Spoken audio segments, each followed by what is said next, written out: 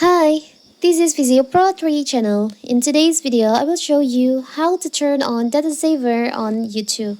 Before you get started, don't forget to subscribe and turn on the notification to keep you updated about this channel.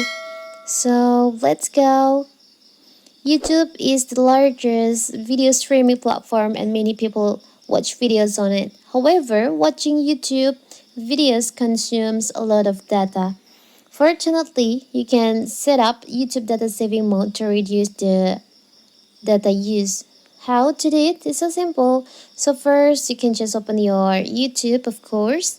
You can go to settings by tap on your profile.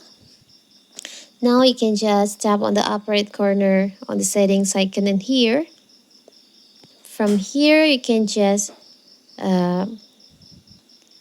scroll down on video and audio preferences. There is an option data saving. You can just tap on that. Here you'll find option data saving mode. By default, this feature is disabled.